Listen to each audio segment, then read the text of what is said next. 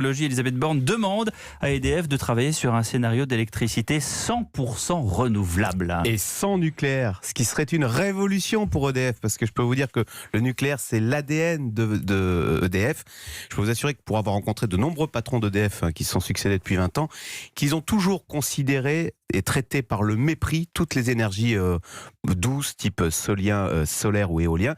Alors c'est vrai, depuis quelques années, et c'est nouveau, il faut dire que c'est en train de changer. Mais enfin, le vrai, le dur, le solide... On écoute le monde changer quand même. Hein. Voilà, mais jusqu'à présent, quand même, chez EDF, la seule énergie qui vaille, c'est le nucléaire. Bah écoutez la preuve, le mois dernier encore, dans le journal Le Monde, Jean-Bernard Lévy, le patron d'EDF, annonçait sans détour, je cite, La France se prépare à construire de nouvelles centrales, en l'occurrence donc 6 EPR. Alors hier, effectivement, il a été rattrapé par la patrouille, d'une façon un peu sèche d'ailleurs, je cite, C'est très bien que Jean-Bernard Lévy ait son point de vue, que je ne partage pas, a lancé la ministre Elisabeth Borne, demandant au patron d'EDF d'étudier un scénario 100% renouvelable, donc sans nucléaire.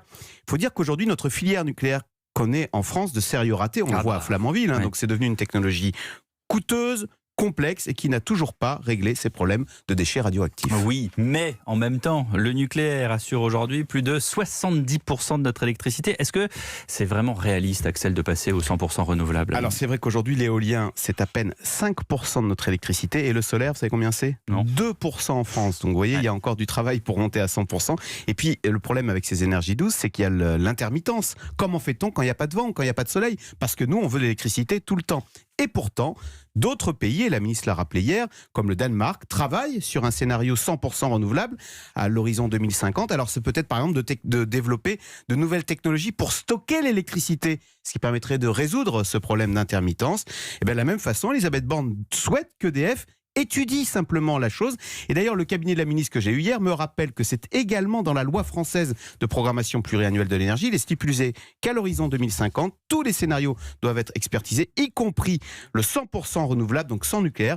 On verra si EDF s'y lance véritablement. En tous les cas, pour cette entreprise qui a l'atome dans la peau, ce serait une véritable révolution. Merci Axel de Tarlet.